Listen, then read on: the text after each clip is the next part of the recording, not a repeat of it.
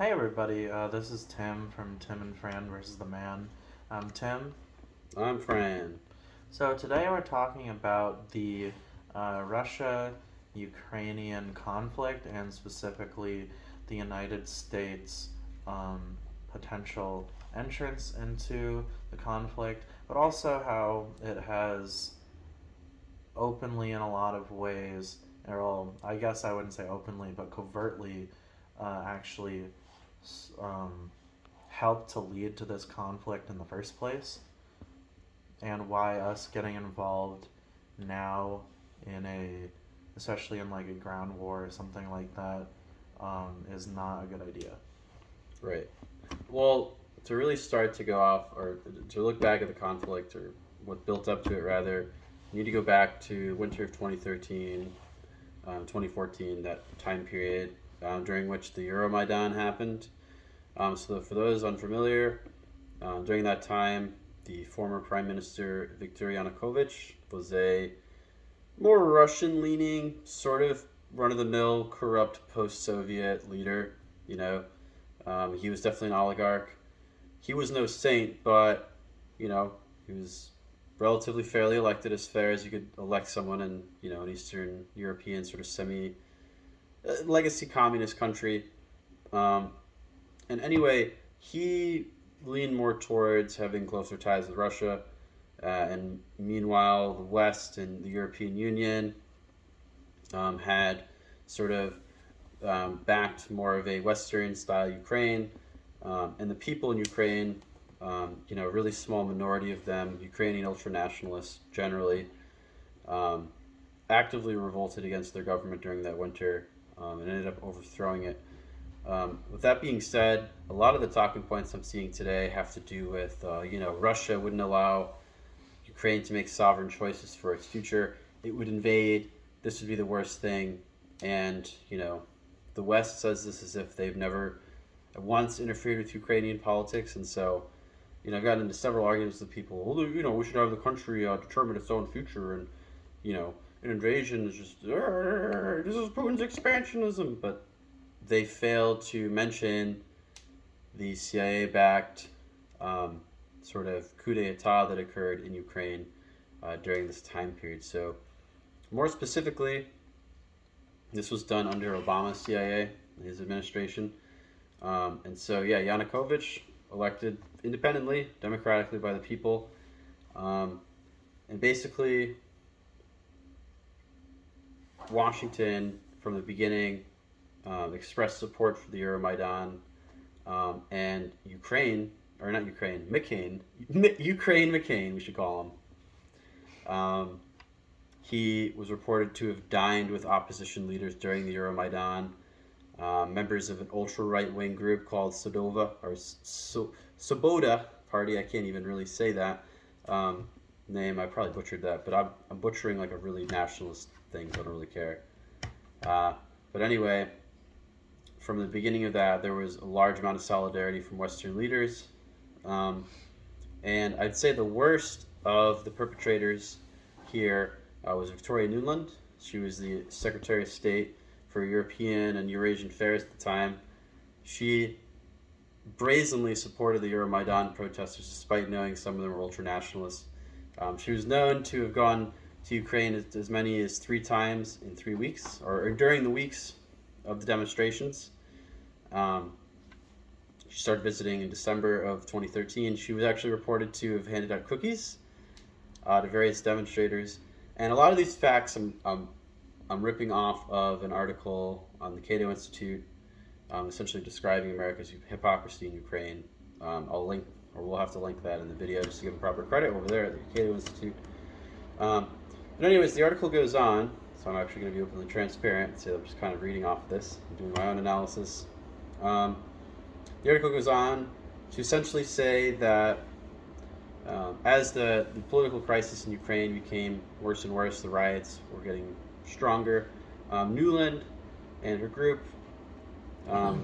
essentially picked out the post-revolution Ukrainian government. There was actually a phone call leaked between her and the U.S. ambassador to Ukraine, discussing basically their preferences for the post-revolution government, um, and it included various U.S. and Western-backed candidates.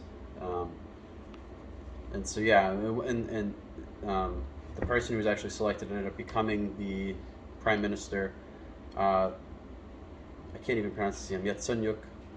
Arseniy Yatsenyuk was the newer prime minister after Yanukovych fled the country due to the revolution. Um, she was basically said to have said Yat is the guy, short for the prime minister's last name. Like he's going to do the best job. So I think I can start to understand some Russian frustration. Um, we have built the post-Maidan government, and not only that, but we've placed a lot of weapons in Ukraine.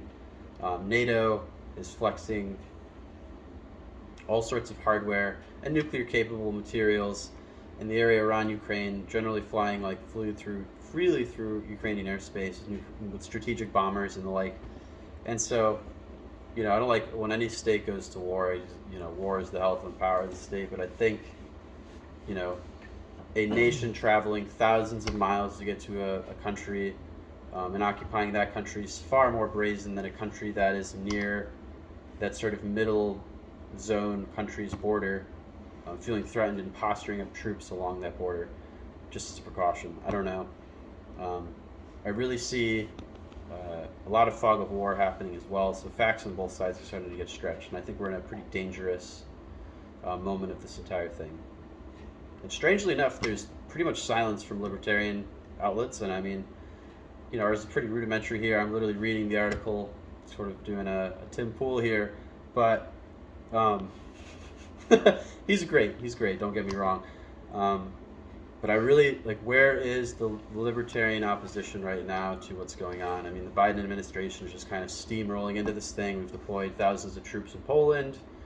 Again, nuclear capable device like bombers and various other equipment is already there. We're shipping quote unquote lethal aid to Ukraine.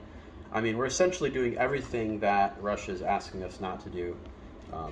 And where's the liberal outrage about this as well while we're on the subject? Because, I expect the libertarians to do that. Like, they have been to an extent. They should probably be more worried than they are. But, I mean, liberals have historically been people who are stood up to these sorts of foreign interventionism, and you're not really seeing that with this conflict. And I don't know, it might have something to do with the fact that they've been demonizing Russia so much, and Right. sort of saying that Putin is kind of like a Hitler-esque figure. That's all I can really think of as to why they're silent about it, or potentially just they would be admitting that Biden is really bad, which they don't want to do for some sort of ego reason. Yeah, I think they're still in the Russiagate thing. They see Russia from a very Cold War frame of mind still. They have never really grown up beyond that, and it's quite sad. I was reading these articles I was talking about how, I don't know, it was ideologically, the Russians kind of saw Ukraine as part of one people or something. That almost kind of harkens back to that concept of how Hitler saw what was the country? Was it Austria? Probably. Yeah. Oh, Where he so was trying to retake or whatever. the Rhineland, The Rhineland, yeah, but there was somewhere. I don't know why I'm blanking on that country. That's gonna I'm gonna get it. I'm gonna remember what country that is specifically later, and it's gonna be really annoying. Just scream it out, dude. But anyway, Edit this out. But anyway, and it kind of rhymes or whatever. I'm wondering if that's do you think that that's kind of propaganda, or do you think that that's more like So that just Putin. both sides are just kind of stupid in this? So wait, they're saying that Putin is trying to make Ukraine ethnically homogenous. Not necessarily. Yeah, I guess ethnically.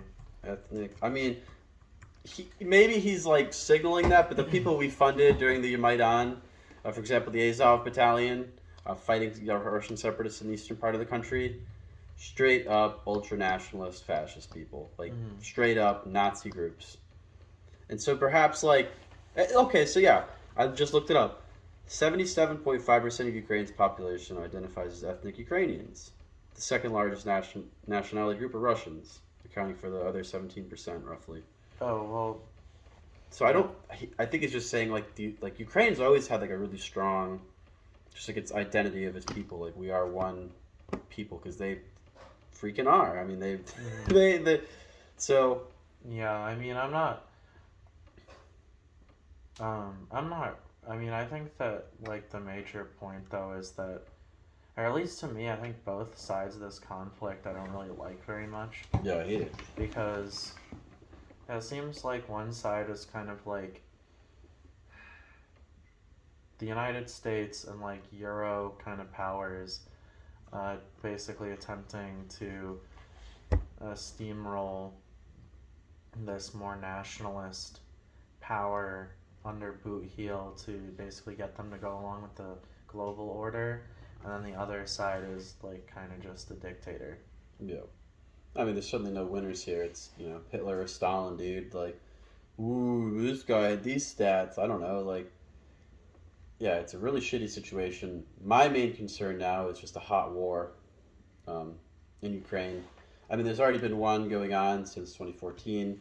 Mm-hmm. Separatists in the eastern part of Ukraine, majority are Russian ethnically.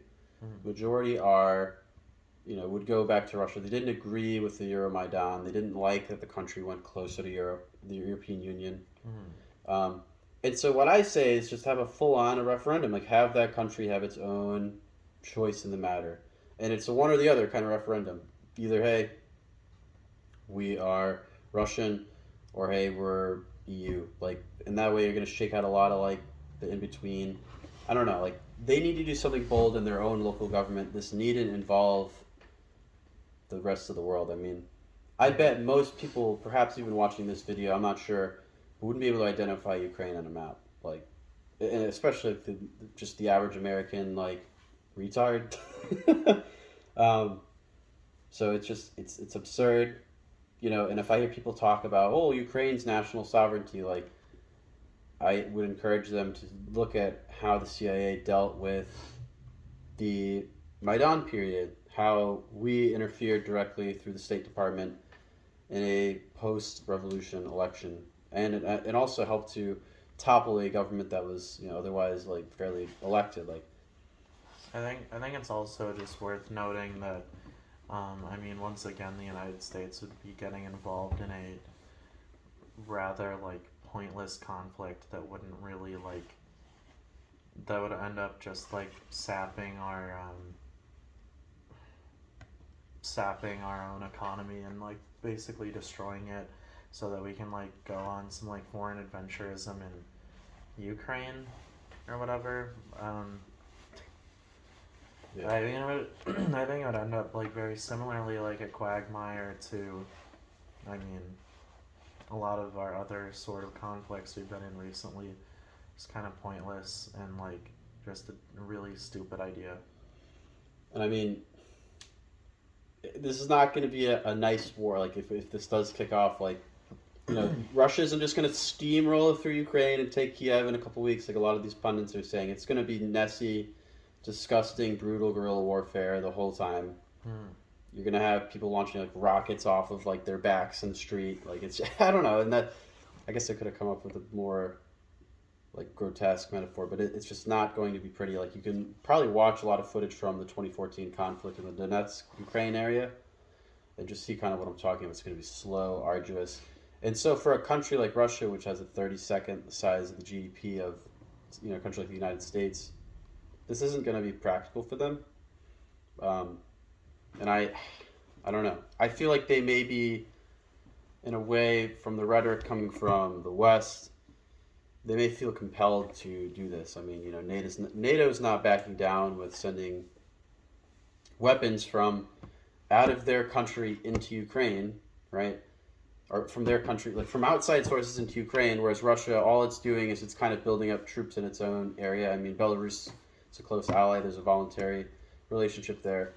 But I mean, like, Ukraine is just, it's not in NATO. So, like, it's getting weapons and goods from NATO, right? And so I just feel like we're going to almost, in a way, force something, force some kind of, and there's already, like, weird talks about a potential false flag, and the president's being very nebulous about it, and you have reporters getting like silenced for reporting on this type of thing. Like, there's already some like Gulf of Tonkin shit brewing, and so it's just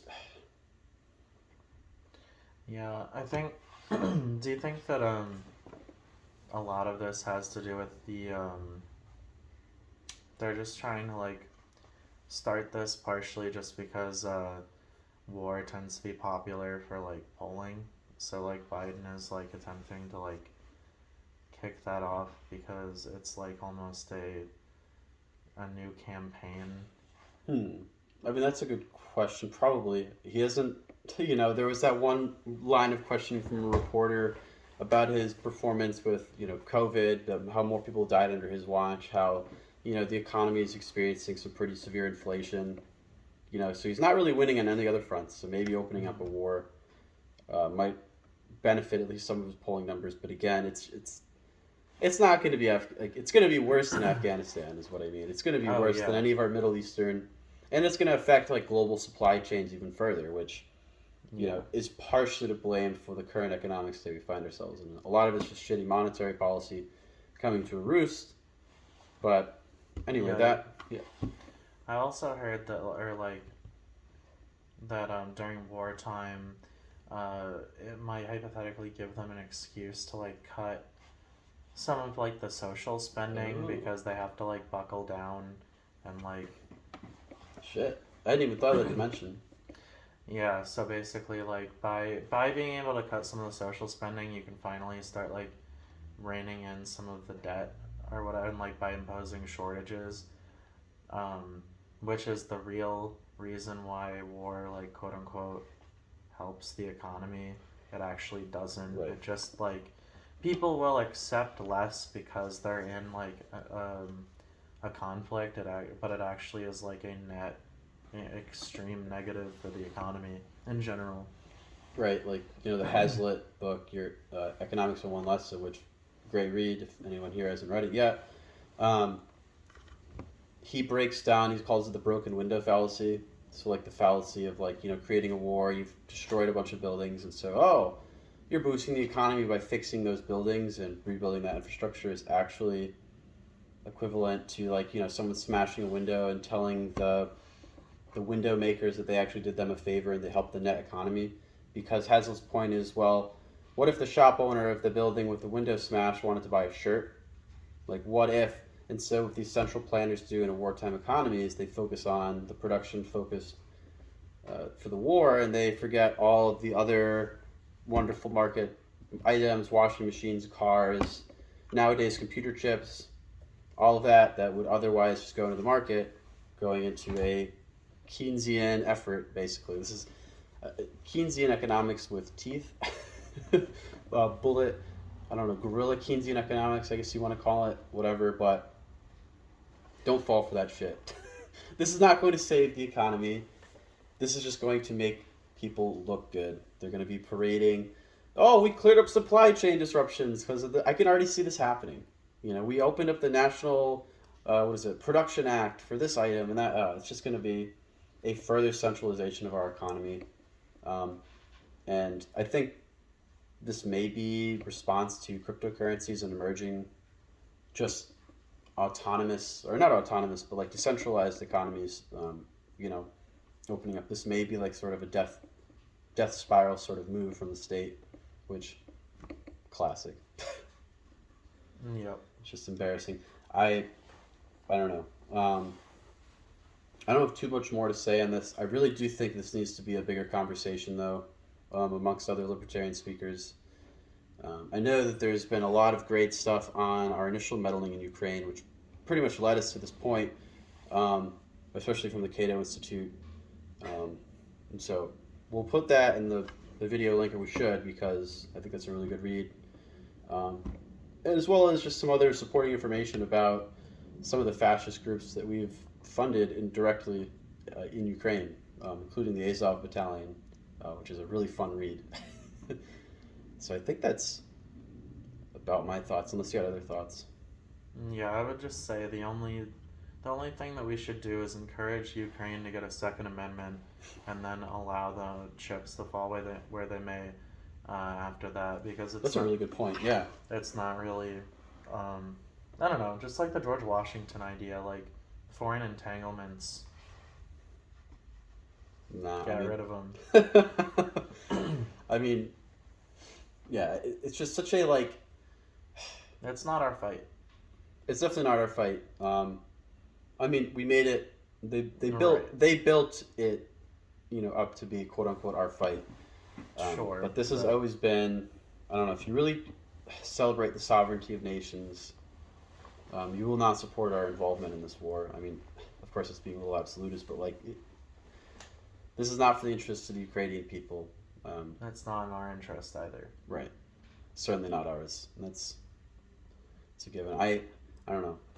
Putin, yeah, I'm just going to end it on that, because I don't want to speculate too much, or any more than I have, but I don't know. I think pretty much the West is the only one that's convinced, or the only group of countries that's convinced like a war is absolutely imminent. I mean, of course, there's terror in Ukraine because of their proximity to all of this, but it seems like there was an opinion piece in the Washington Post that I read, and I'll have to see if I can find it again. But basically, the columnist had described the Ukrainian president saying that like Biden is the only one that really sees a war here, like imminent war. I think there's still a shit ton of room for diplomacy here, and perhaps not even mediated at the UN, just Ukraine, Russia talking, because it seems like the only thing that's wrong here is, or the only thing that's making any country anxious is NATO pushing into Ukraine, is them posturing up. I mean, Russia's been doing exercises since last April, large scale, because again, NATO continuously denies to budge, or denies any chance for Russia to have any of its sort of demands met. And there's a metaphor regarding Russia that I really like, that Dave Smith actually mentioned. He basically compared Russia to a armed man in a building, right? And so you've taken over every room in the house except for this one, and the armed man is representative of Russia, obviously. So anyway, now you're demanding that, hey, like you give up this final room, like but the guy has a gun. And so while Russia may be a weaker country economically overall, they have a crap ton of nukes. Yeah. So this is not some like Middle Eastern country that we're playing around with here that's, of smaller consequence. This is a nuclear armed superpower. And between the Russophobes on the left, and I think that's pretty much like the only group like really like going for this conflict. I don't really see very many right-wing voices. I mean, your typical neocons, but yeah, between those groups, and there's like a sociopath and just like tanks and boom, boom, big explosions. You have like autism and you like think this is like battle tanks or some shit. Like this is really fucking bad. This is probably about as bad as it gets. And so yeah, I'll personally wrap it up myself unless you have other things to say. Sorry, I got a little cut off, but this is not a good.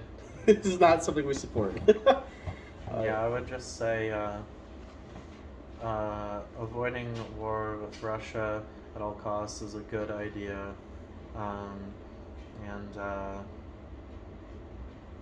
yeah, no, we should end foreign adventurism in as many fields as humanly possible, because it has essentially just made everyone despise the United States and its free market ideals that it supposedly has but doesn't really have. Right.